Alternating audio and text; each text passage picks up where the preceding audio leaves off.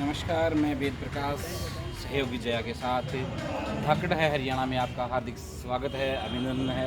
और आज हम पहुंचे हैं कलानौर में, और कलानौर में ये वाल्मीकि आश्रम है, छोटा पन्ना का ये जो आश्रम है वाल्मीकि आश्रम, इसमें कोई खास कार्यक्रम चल रहा है।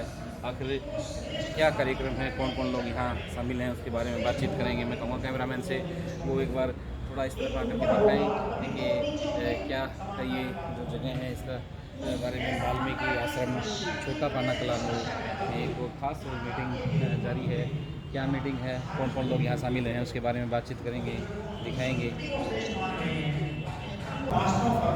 हमले किए जाते हैं और भी दूसरी समस्याएं हैं। राष्ट्रीय क्रिश्चियन मोर्चा नाम से एक ये संगठन है जिसकी मीटिंग जारी है। तो कौन कौन लोग इसमें ऐसी समस्या यहाँ पैदा हुई, बातचीत करेंगे। इस देश की व्यवस्था के कारण जहाँ समता, स्वतंत्रता, बंधुता और न्याय स्थापित नहीं हुआ, असमानता की वजह से, भेदभाव की वजह से, शोषण अत्याचार की वजह से जो समस्याएं पैदा हो गई, उन समस्याओं का समाधान करने के लिए, उन समस्याओं का समाधान खोज करके उस समाधान को करने के लिए राष्ट्रीय क्रिश्चियन मोर्चा का गठन किया गया। ये समस्या किसी भी पंथ को, किसी संप्रदाय के, किसी धर्म के मानने वाले, जाति के मानने वाले लोगों के साथ कोई क्षेत्र की समस्या नहीं है, एक गांव की समस्या नहीं है, एक गली की समस्या नहीं है, एक शहर की समस्या नहीं है, पूरे भारत भर की समस्या। जितनी बड़ी समस्या होती है उतना बड़ा समाधान भी चाहिए। कोई ऐसा चाहे कि मैं कैंसर का इलाज एक मुट्ठी पैरासीटामोल रोज कर दूंगा तो हो जाएगा। अगर कैंसर का इलाज करना चाहे एक मुट्ठी पैरासीटामोल रोज खाएं तो क्या कैंसर का इलाज हो जाए? उसके लिए कैंसर का ट्रीटमेंट भी देना। जब ये समस्या राष्ट्रव्यापी है तो इस राष्ट्रव्यापी समस्या के समाधान के लिए राष्ट्रव्यापी संगठन की जरूरत थी, क्योंकि देश भर की समस्या है तो देश के स्तर का संगठन इसके समाधान के लिए चाहिए। इसलिए राष्ट्रीय क्रिश्चियन मोर्चा का गठन पूरे भारत भर में किया गया। क्योंकि जब राष्ट्रीय संगठन होगा तो राष्ट्रीय स्तर पर इस समस्या के समाधान के लिए संघर्ष करेगा, और जब संघर्ष करेगा तो उसमें जीत हासिल होगी, क्योंकि दुनिया का सिद्धांत है जो लड़ता है वो जीतता। भागना नहीं, भिड़ना। दुनिया में भागने वाले की जीत की गुंजाइश 0 होती है, भिड़ने वाले की जीत की गुंजाइश। इसीलिए वो संदेश यहां दिया गया कि छोटी झुंड उठो, राज। अगर आपको आपकी समस्याओं का समाधान करना है तो दिमाग में राज की सोच पैदा करनी होगी। जब दिमाग में सोच पैदा होगी तो उस दिशा में काम करेंगे, और जब उस दिशा में काम करेंगे तो निश्चित रूप से उद्देश्य हासिल होगा।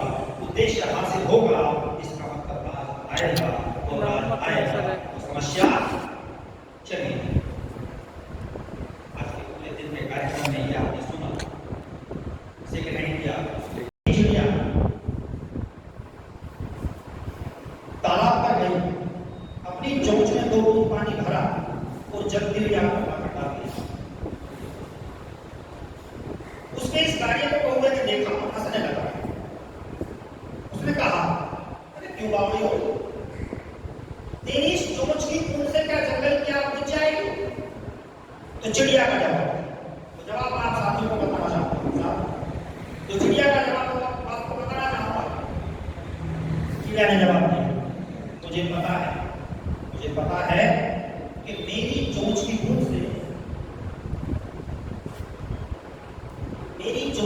से जंगल की आग नहीं बुझेगी, लेकिन मैं ये चाहती हूं कल को जब जंगल का इतिहास लिखा जाए तो मेरा नाम उन लोगों में लिखा जाए जिन्होंने जंगल की आग बुझाने का कार्य किया, ना कि उन गद्दारों ने जिन्होंने दूर खड़े होकर हंसने का।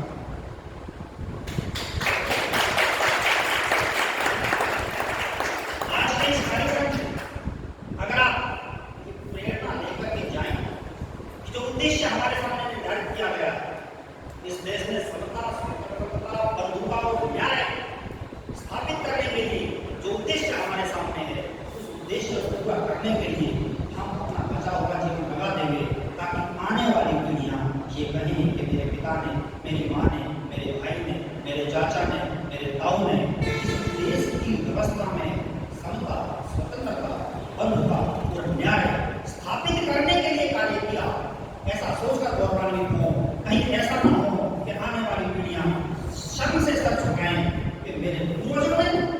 के साथ गद्दारी की, और जब समाज की आजादी का आंदोलन चल रहा था उन्होंने उस आजादी का आंदोलन चलाने वालों का मजाक उड़ाया। आप सभी से आशा और उम्मीद के साथ कि आप इस नेक कार्य को करने के लिए अपना बुद्धि, हुनर, श्रम और पैसा, समय, ये पांचों चीजें आप समाज के लिए लगाएंगे। ऐसी आशा और विश्वास के साथ आप सभी ने इस कार्यक्रम को सुना। धन्यवाद, आभार, जय हिंद।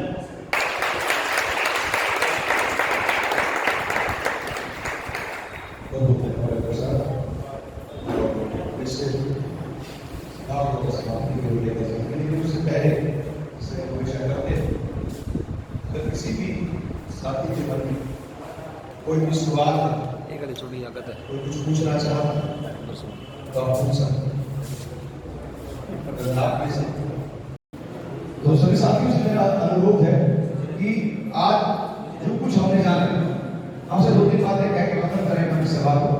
हम राष्ट्रीय क्रिश्चियन मोर्चा को हरियाणा के हर एक जिले में स्थापित कर रहे हैं। हरियाणा में हर एक जिले के अंदर हम अपने टीम का गठन कर रहे हैं, और मैं चाहता हूं कि हम सब आज 10 जिलों का कार्यक्रम यहाँ पर है, कल 9 जिलों का कार्यक्रम अम्बाला में है। यही हमारे साथी सागर साहब हैं, सुंदर जी, अगर कोई सवाल रहेगा तो आप जरूर पूछ सकते हैं।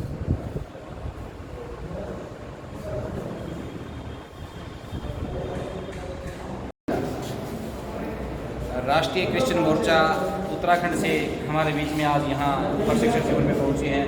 सुरेंद्र कुमार जी पास्टर हैं, उनसे बात करेंगे और जानेंगे आज इस प्रशिक्षण शिविर में क्या क्या सिखाया गया है। सर स्वागत है। धन्यवाद सर। आज प्रशिक्षण शिविर था सर, क्या कुछ बताया है? राष्ट्रीय क्रिश्चियन मोर्चा जो है वो वामसेज का औपचारिक संगठन है, और वो वामसेज की जो विचारधारा है स्वतंत्रता, समानता और न्याय, उसी को आधार मान के प्रशिक्षण किया गया ताकि सब लोग इस विचारधारा को आगे बढ़ाएं। और राष्ट्रीय क्रिश्चियन मोर्चा जो है बाइबल और संविधान की विचारधारा को प्रमोट करता है, और उसी के ऊपर आज प्रशिक्षण किया गया। आज प्रशिक्षण में कितने युवाओं ने प्रशिक्षण किया? 100 के लगभग होंगे, 100-125। भविष्य की क्या रणनीति है? भविष्य की रणनीति है कि जो इन्होंने जवानों ने सीखा वो सिखाएं और अपने देश की सेवा में हाथ बढ़ाएं और देश की सेवा करें। वामन मेश्राम जी जो अभियान चलाते हैं, लोगों को जागरूक करते हैं, और अभी उत्तर प्रदेश में चुनाव थे लेकिन स्थिति कुछ ठीक नहीं थी, क्या कहना चाहेंगे? मैं ये कहना चाहूँगा कि अभी समाज जगा नहीं है, और वो जगेगा और जगाने का काम हम कर रहे हैं, और आने वाले समय में बेहतर रिजल्ट निकल के आएंगे। धन्यवाद सर। हमारे साथ में वामसेज के साथी हैं, विभानिशाएँ हैं, मास्टर विनोद सांगा जी, स्वागत है सर। तो आज किन उद्देश्यों को लेकर के ये प्रशिक्षण शिविर आयोजित किया? राष्ट्रीय क्रिश्चियन मोर्चा जो है वो वामसेज की औपचारिक है, और वामसेज जो संविधान के जो पहले पृष्ठ पर लिखा हुआ है समता, स्वतंत्रता, बंधुता और न्याय, तो जो विचारधारा वामसेज की विचारधारा बल्कि महापुरुषों द्वारा निर्धारित की गई विचारधारा है, जो संविधान के पहले ही पृष्ठ पर लिखी गई है, उसी को लेकर के राष्ट्रीय क्रिश्चियन मोर्चा और वामसेज जो है समानता, स्वतंत्रता, बंधुता और न्याय को पूरे देश भर के अंदर प्रस्थापित करने के लिए लगातार काम कर रहे हैं। अभी ये बात करते हैं, हाल ही में उत्तर प्रदेश के चुनाव संपन्न हुए, उसके साथ वो 4 राज्यों के भी चुनाव संपन्न हुए हैं, लेकिन वामन मेश्राम जी का जो संगठन है राजनीतिक, उसकी क्या स्थिति रही सर? देखिए, वामन मेश्राम जी का कोई राजनीतिक संगठन नहीं है। बहुजन मुक्ति पार्टी जो है वो वामसेज और महापुरुषों के द्वारा जो निर्धारित उद्देश्य है, और उन उद्देश्यों को लेकर के जो समानता को प्रस्थापित करने वाली विचारधारा है, उस विचारधारा पर अमल करने वाला संगठन राष्ट्रीय बहुजन मुक्ति पार्टी है। तो वो विचारधारा को फॉलो करते हैं, इसलिए वामसेज उसको सपोर्ट करने का काम करता है। क्या स्थिति रही सर? क्योंकि वामन मेश्राम जी समाज को जगाने के लिए पूरे देश भर का भ्रमण करते हैं, और उनकी जनसभाओं में लाखों की संख्या में लोग जुड़ते हैं, लेकिन वो वोट में परिवर्तित नहीं हो पाते। वर्तमान में जो आधुनिक मनुस्मृति है, वोटिंग मशीन, ये वोटिंग मशीन का कमाल है कि लगातार हम कार्यक्रम कर रहे हैं, पूरे देश भर के अंदर जागृति के कार्यक्रम कर रहे हैं। हमारी जो रैलियां हैं लाखों की संख्या में लोग आते हैं, लेकिन वो वोट में कन्वर्ट नहीं हो रहा। उसके पीछे ये नहीं कि वो लोग हमें वोट नहीं दे रहे, वो लोग हमें वोट दे रहे हैं। लेकिन आधुनिक जो मनुस्मृति है वोटिंग मशीन, उस वोटिंग मशीन के माध्यम से वोटों की धांधली करके जो वर्तमान की जो सत्ताधारी पार्टी है, लोगों का मत उसके विरोध में है, लेकिन फिर भी वोटिंग मशीन में वो एडजस्टमेंट करके वो वोट को अपने फेवर में करने का काम करे। इसलिए हमारा जो वोट है वो वोट में कन्वर्ट ना होकर के वोटिंग मशीन में चोरी करके उसका इस्तेमाल बीजेपी की सरकार करने का काम कर रही है। दूसरी एक और बात मैं कहना चाहूँगा कि वर्तमान में जो चुनाव आयोग ने जो 8 अक्टूबर 2013 का सुप्रीम कोर्ट का फैसला था कि वोटिंग मशीन से free fair and transparent election नहीं हो सकता, तो उसको रोकने के लिए चुनाव आयोग ने 49 MA 56C और 56D जो चुनाव निष्पक्षता को रोकने के लिए जो नियम बनाए, और उसमें क्या कहता है वो कि सेकंड नंबर का जो कैंडिडेट है वो रिकाउंटिंग की मांग कर सकता है। लेकिन कमाल की बात है, अचरज करने वाली बात है कि वर्तमान की जो बहुजन समाज पार्टी है या समाजवादी पार्टी अखिलेश यादव है, वो कहते हैं कि वोटिंग मशीन में धांधली हुई है, कहते हैं दोनों, लेकिन जो चुनाव आयोग का जो रूल है 49 MA 56C और 56D, वो कहते हैं कि सेकंड नंबर का उम्मीदवार रिकाउंटिंग करवा सकता है, केवल सेकंड नंबर का। तो बहुत सारी ऐसी सीटें हैं जहाँ पर अखिलेश यादव की पार्टी सेकंड नंबर पे रही है, Bahujan Samaj party second number पे रही है, और सेकंड नंबर के उम्मीदवार को रिकाउंटिंग करने का अधिकार, मगर अचरज करने वाली बात है कोई भी रिकाउंटिंग की मांग नहीं कर रहा है। इस बात से परोक्ष रूप से कहीं ना कहीं ये मैसेज जाता है कि या तो वो लोग RSS या बीजेपी से CBI और ED के माध्यम से डरे हुए हैं, या फिर अंदर खाते बीजेपी के साथ समझौता है।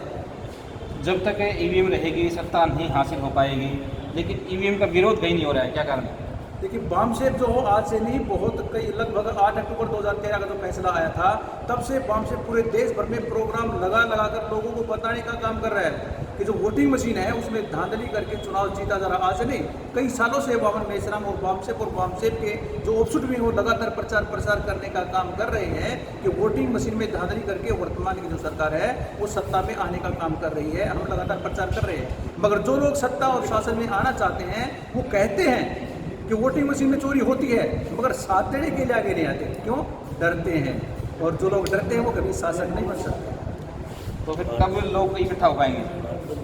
और अभी हम जो लोग हैं, ये वर्तमान की जो कार्य प्रणाली है, जो सब वोटिंग मशीन में धांधली करके जो सत्ता स्थापित की गई है उत्तर प्रदेश के अंदर 4 अन्य राज्यों में, और हम उसके लिए पूरे देश भर में भारत बंद का भी कार्यक्रम करने के धरना प्रदर्शन भी करेंगे। अभी आने वाली जो 22 मार्च है, हम इसके विरोध में पूरे देश भर में धरना प्रदर्शन करने वाले हैं। आने वाली जो 18 अप्रैल है, उस 18 अप्रैल को इसी कार्यक्रम के विरोध में, और जो पिछड़े वर्ग की जो जनसंख्या है उस जनसंख्या के मुद्दे को लेकर भी 18 अप्रैल को धरना प्रदर्शन और रैली करने का भी कार्यक्रम कर रहे हैं, और आने वाली 25 मई को इसके विरोध में हम लोग भारत बंद करने का भी कार्यक्रम करने वाले हैं, बामसेफ और उसकी ऑफशूट विंग के माध्यम से। धन्यवाद। Thank you.